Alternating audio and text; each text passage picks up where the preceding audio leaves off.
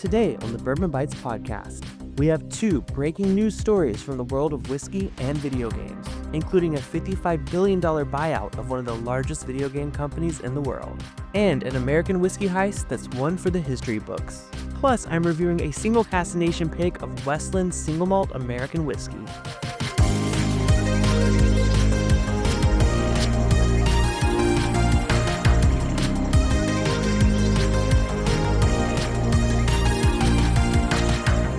Hello, everyone, and welcome to the Bourbon Bytes Podcast. I'm your host, Clifton, and welcome to the week of Thursday, October 2nd, 2025. It is now officially spooky season, so we're going to have a lot of fun, scary whiskeys in store for this month.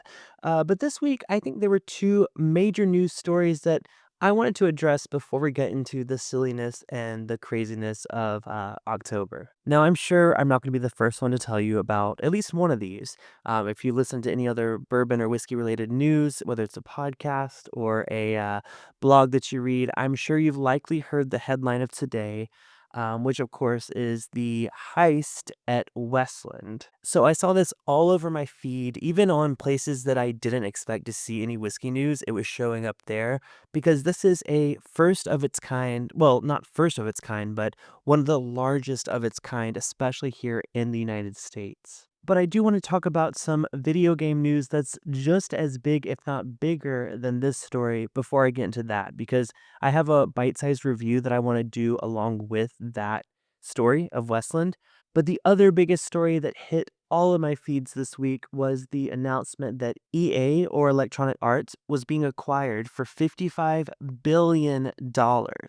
So they were a publicly traded company, but they are now going private, and they're being acquired by PIF, which is the Public Investment Fund in Saudi Arabia, along with Silver Lake and Affinity Partners. And this is massive news in the world of gaming. If you don't know, EA, or Electronic Arts, or EA Sports, they own a plethora of some of the best-selling games in the world right now. The one that hits home the most for me is the Sims franchise. I actually have been playing a lot of Sims 4 lately. Kind of refound interest in that last week or so and bought a couple new expansion packs to test out over the weekend. And yeah, just been really enjoying those games, but that franchise is included in this buyout. Now, not only that, EA is also known for their other titles like Madden NFL, Apex Legends, Star Wars Jedi Fallen Order, the FIFA games, Need for Speed, Battlefield, Bejeweled. All of these big games are part of their portfolio, and they are going to be acquired by these firms out of the Middle East. And at first I was kind of confused of why they would be interested in it, but it seems that Saudi Arabia specifically has been trying to build out their entertainment and gaming industry. They feel like those are areas that they've kind of been a bit underdeveloped in with their economy. So they're really trying to branch out and invest. And I will say this is probably one of the biggest deals I've ever seen. $55 billion is what they're valuing Electronic Arts at, which is crazy. Now, I won't pretend to be, super in the weeds on the financial aspects of it all, but I do have concerns as a gamer. Now, of course, their argument for this move is to accelerate their strategic vision to advance the future of entertainment. That's what EA says in their press release. Now, the good thing is they're going to continue to be headquartered here in the US. Their CEO is going to stay in place. But this company that previously owned just 9.9% stake in EA now owns 100% of it. Now, it seems like this was good news for shareholders. It boosted the stock a bit. They're now going to give those stockholders $210 per share in cash. Now, this is monumental because this is the largest all-cash sponsor take private investment in history. The press release said that the board carefully evaluated this opportunity and concluded it delivers compelling value for stockholders and is the best interest of all stakeholders. And that's coming from their independent board of EA directors. Now, there's also a few other quotes here as to why they picked PIF out of Saudi Arabia. This quote says, PIF is uniquely positioned in the global gaming and esports sectors, building and supporting ecosystems that connect fans, developers, and IP creators. So again, they're really trying to build up this infrastructure there. And I know with EA, they own the FIFA franchise. And I know soccer or football, whatever you want to call it, is huge in the Middle East, especially Saudi Arabia. So I'm sure they see some potential in that property alone. And the sports games, I don't really care that much, honestly. Again, I think they're gonna continue to make these games. I don't think they're gonna really change too much other than maybe cutting some costs and hiring a lot of non-American developers to work on them. But I do worry about some games like I mentioned, The Sims. Listen, not to make this political or anything, but I do know that Saudi Arabia does have some pretty strict expectations when it comes to gender expression, sexuality, women's rights, things like that. And I think that The Sims is a world where anyone can be anyone they want to be. And I've enjoyed that about Sims since I was a kid. I used to play on console with my little brother and make him have to be the wife while I was the husband. But as I got older and I realized that you could actually, really express yourself, not only just the way your Sim looked and the career path they took, but even things like, how they express themselves, whether they want to dress a little more feminine, whether they want to be gay, where they want to be bi, things like that. I think The Sims has been such an open-minded game that really lets you explore. And it doesn't have to be your identity, right? It's your Sims. You aren't attached to your Sims, but it allows players to kind of see different lifestyles and see different play styles depending on how you run your game. And that's something that I've always praised Sims for. Even in their marketing, they do show a lot of same-sex couple, interracial relationships, things like that. But I do have a little bit of fear, and this could just be me as an American speaking and not fully understanding the cultural implications of what that means with it being 100% owned by a Saudi Arabian company. But I can't help to be a bit concerned that they may take some of their religious and political ideologies and use it as a form of censorship in the game. And I think if that were to happen, I think the Sims community is outspoken enough that they would either, one, not let that happen, or two, do a boycott of the game. Because listen, I've played Sims since I was literally a child. It's one of my favorite franchises. Yes, it has its quirks. Yes, it has its bugs. I also totally get that they are a microtransaction hellscape, especially me. I just bought two expansion packs over the weekend, so I'm fully aware that I've bought the game multiple times. It is a cost sink for sure. But I will say, if they do start, limiting the freedom of expression that you see in these games, I think a lot of people are going to be upset and they're going to look for alternatives. So I could totally be off base and this speculation could mean nothing, but I'm not the only one talking about it. I think with the cultural differences between, the US and somewhere like the Middle East, I just hope that they realize that they have a global player base and that censorship shouldn't be tolerated in things like video games where the whole point is to, create your own life and your own journey.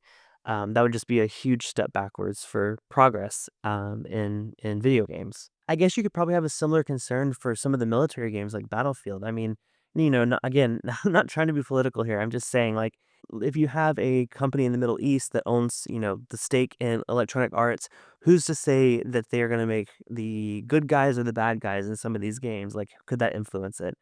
Again, it's all speculation. I'm sure the sports games will be fine, but it does make me a bit curious and a bit concerned. But I'll give them the benefit of the doubt. EA thinks it's their way to advance the future of entertainment, and I hope so. But yeah, I'll keep an eye on that one. Again, I don't expect anything immediate to change. I think this is going to roll out over time. They're treating it kind of like we see a lot of companies that get bought out. Like they're saying, oh, nothing's going to change. It's going to be the same EA that you love.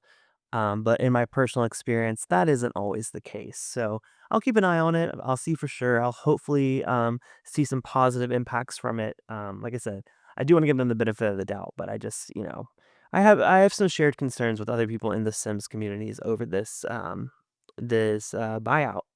All right. Well, like I said, we had two big news stories. The next one is, of course, the Westland heist. Now, once I give you the news, I'm going to review actually a product from the Westland Distillery that I've not reviewed here on the podcast yet. So I'm really excited to get into that. But let me tell you what's going on in Washington, because this is, like I said, major headlines. An estimated $1 million worth of whiskey was stolen from Westland Distillery. Now, if you know Westland, they're famous for their single malt whiskey out of Washington State. They partner with a lot of stores for some single barrel expressions, but they also have a flagship expression as well. But approximately 12,000 bottles of craft whiskey was stolen from the distillery back at the end of July. So they say around 1 p.m. on July 31st, a man in a freight truck pulled up to the Westland Distillery warehouse in Burlington and showed warehouse workers the appropriate document required to pick up the whiskey. The 12,000 bottles were then loaded into the freight truck bound for a warehouse in New Jersey, but they never arrived. So they're suspecting that these were fraudulent documents that were used to pick up the whiskey. And it was several days before, any of this was reported, right? It wasn't until August 6th that they filed an incident report in New Jersey for the missing whiskey. They have not found out who was behind this or where the whiskey went. Now, this is really unfortunate news, and I don't think I would say that, if this were maybe some major distillery where 12,000 bottles really is a drop in the bucket when it comes to their output. But we're talking about Westland here, right? They're a craft distillery.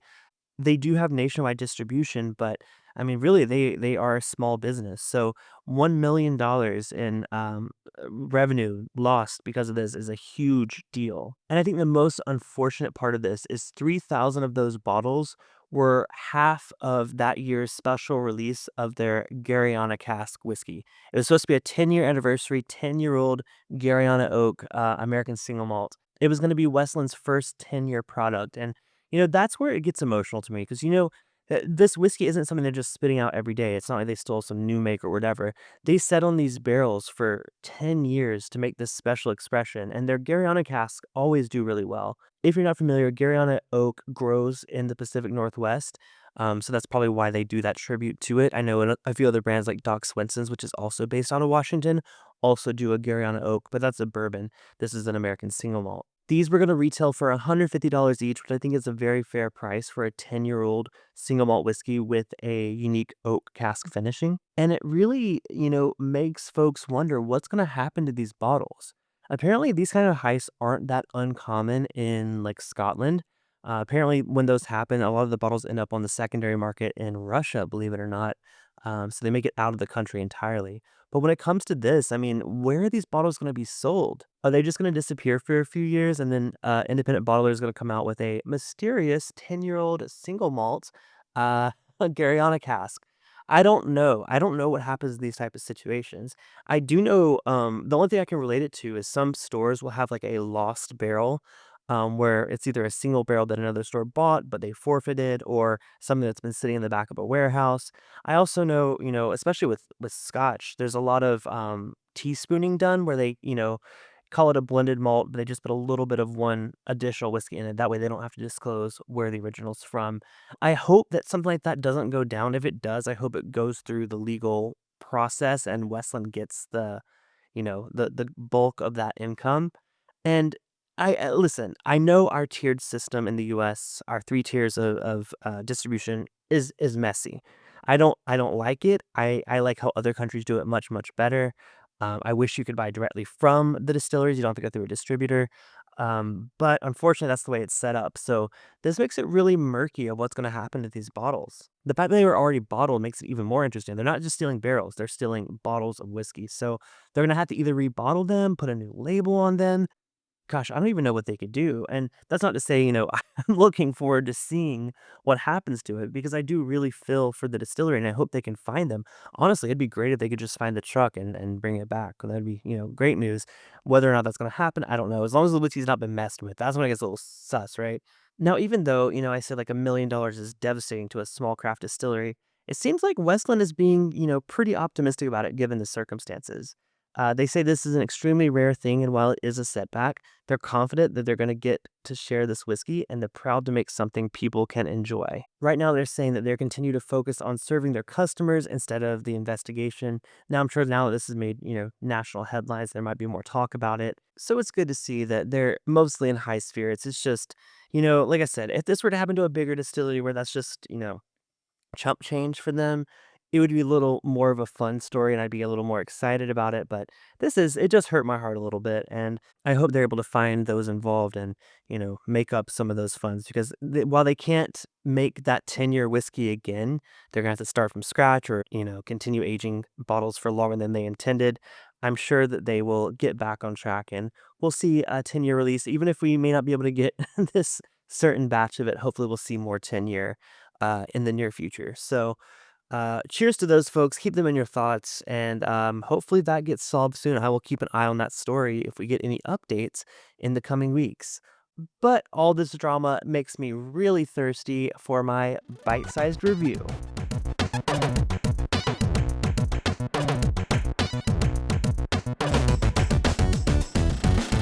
All right. Well, I was looking to see if I had any Westland to accompany the story of the heist.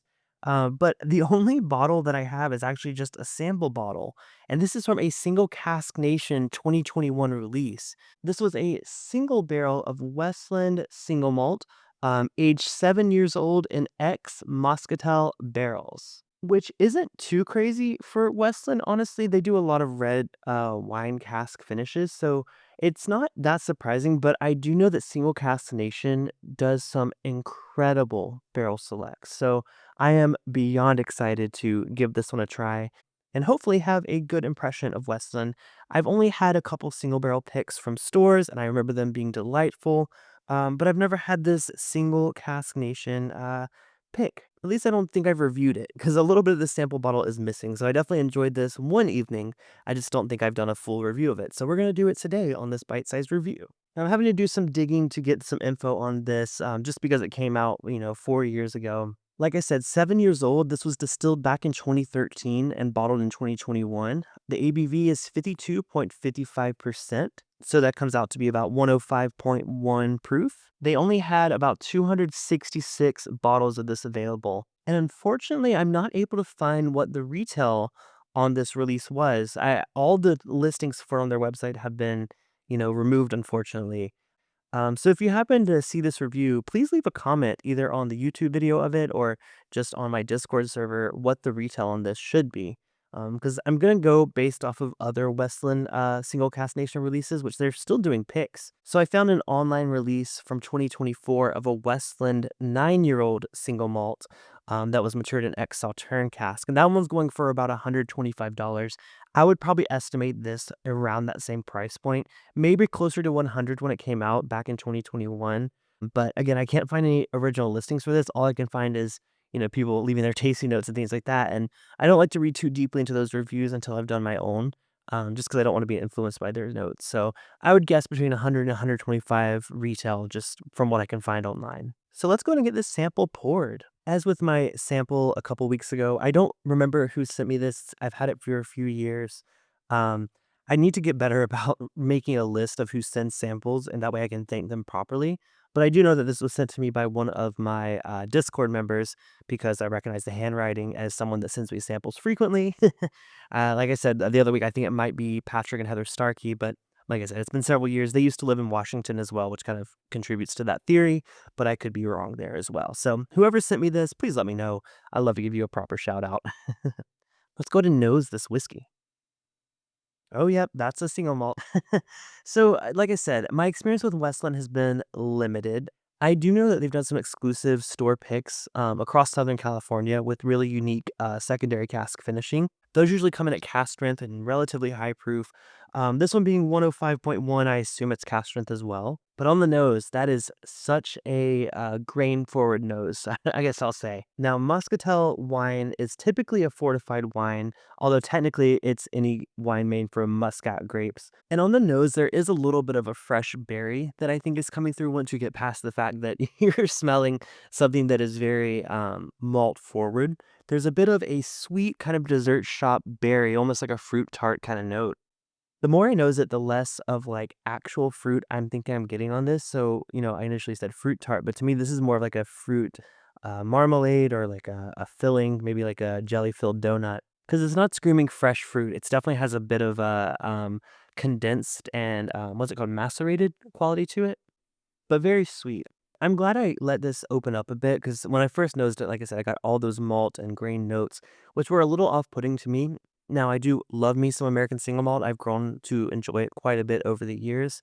But sometimes when something reads like that, I interpret it as crafty, usually a bit young, although this is 7 years old, which is pretty incredible. But I just had to let it open up quite a bit to get some more of those sweet fruit desserty notes. In terms of the actual fruit, it kind of reminds me, okay, it's going to be like a mix between like a fig Newton filling, but also a wild berry pop tart. Like I don't know what flavor wild berry is supposed to be in a Pop Tart, but it's kind of like a sweet, kind of blueberry-ish, kind of strawberry mixture. Actually, I don't know. I need to look up what wild berry is.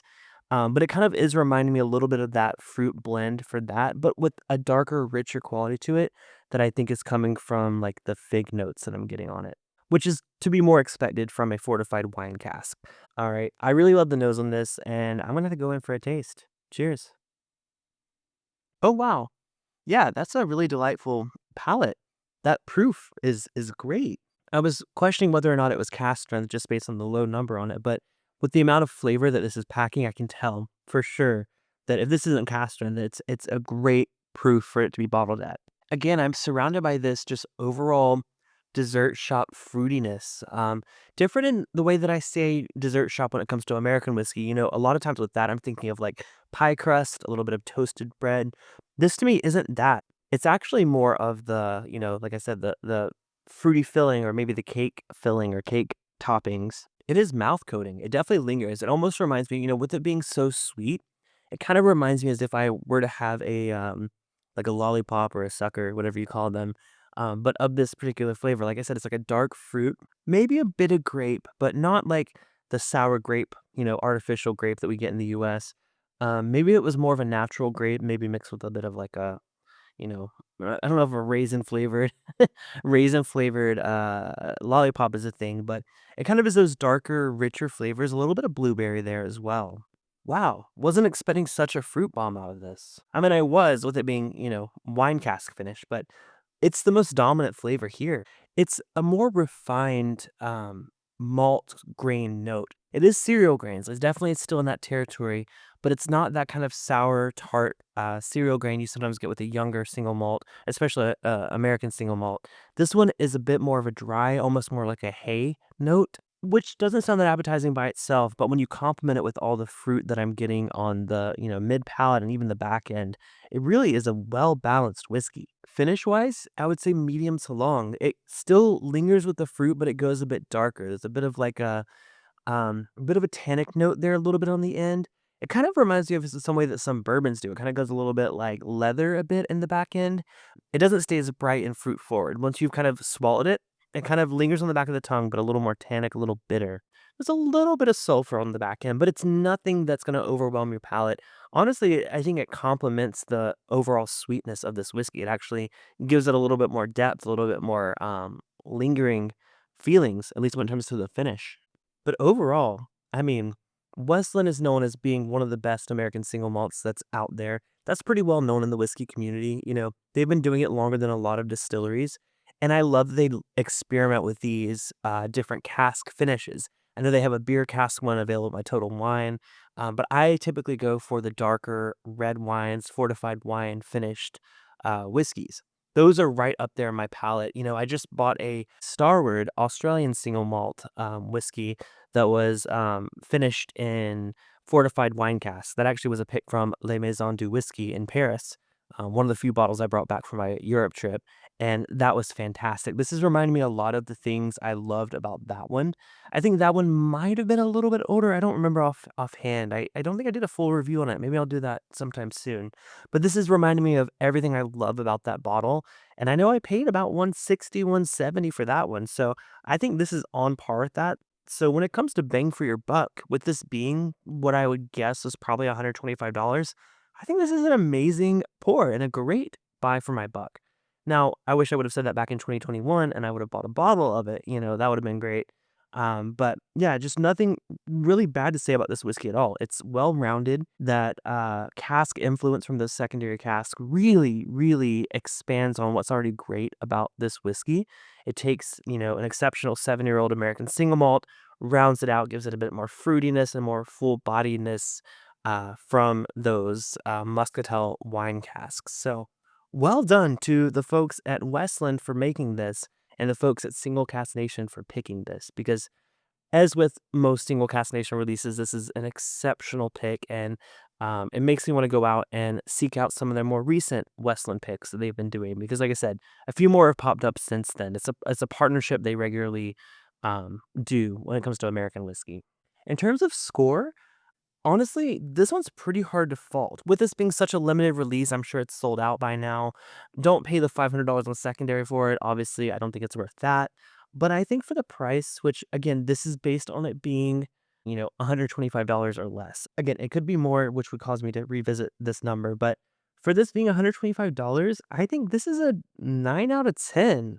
This is really exceptional whiskey. I think the price is a bit high for a, 7-year-old single malt, but I think what Westland's doing continues to be innovative in the world of American single malt whiskey. I mean, unfortunately, with the Garyana 10-year, we're probably not going to see as much of that as we could have. Would have loved to try that one. Would love to review it. But yeah, I think their whiskey continues to stand up and surprise even someone that's a bourbon drinker. I think it's an American single malt that can get you interested in American single malts, and I've always felt that about Westland. If you see a bottle of this on the shelf for under $150, grab a bottle. You're not going to regret it, especially if you're a fan of high proof American single malts with a cask finish, or not even American single malts, high proof single malts with a strong wine cask finish, because I know I am. All right, well, that does it for this week's episode of the Bourbon Bytes Podcast. Thank you all for listening in. Let me know your thoughts on the news stories and the review today. You can leave a message on our Discord server, which everyone is able to access at bourbonbytes.com. You can also send me an email, contact@bourbonbytes.com, or tag me on social media at Bourbon Bytes. I look forward to all of your comments and messages after each of these podcast reviews. I know a lot of you go on YouTube and comment on the episode there. I see it. I respond to it as much as I can. So thank you all so much. I love to hear from you, and let me know what you want me to review next. But until next time, this has been the Bourbon Bytes Podcast, a whiskey podcast with a gaming twist. Cheers, and I'll talk to you guys next episode.